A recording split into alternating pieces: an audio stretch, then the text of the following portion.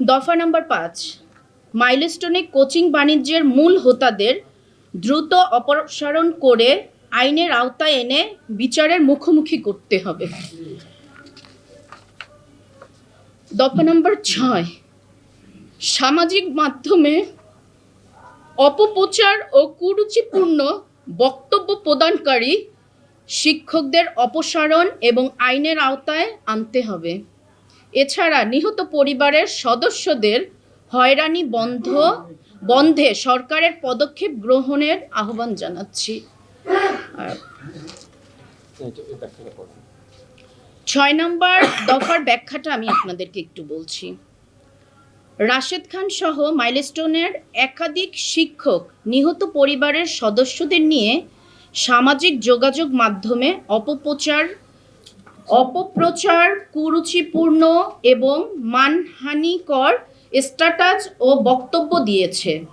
শিক্ষক নামের কলঙ্ক, এসব ব্যক্তিদের অপসারণ করে আইনের আওতায় আনতে হবে। 2, এছাড়া মাইলস্টোনের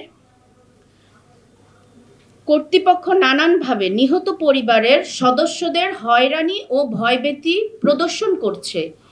এ বিষয়ে সরকারের কাছে কার্যকর পদক্ষেপ গ্রহণের দাবি জানাচ্ছি। এগুলোর আমরা যেই ব্যাখ্যাটা দিয়েছি, ব্যাখ্যা বলতে আসলে এটা ব্যাখ্যা না, আমরা যখন মিডিয়ার সামনে কথা বলেছি তখন এই টিচার বলেছে যে আমরা নাকি টাকার জন্য মায়াকান্না করি। আচ্ছা ভাই, আপনাদের তো অধিকাংশ লোকেরই এখানে বাচ্চা আছে। আমার প্রশ্নটা আপনাদের কাছে, যখন আপনার চোখের সামনে আপনার বাচ্চাটা মারা যাবে তখন কি আপনি বিচারের জন্য কথা বলতে পারবেন না? সেই কথা বললে যদি বলে টাকার জন্য মায়াকান্না করি আমরা, এর উত্তর কে দিবে আমাদেরকে?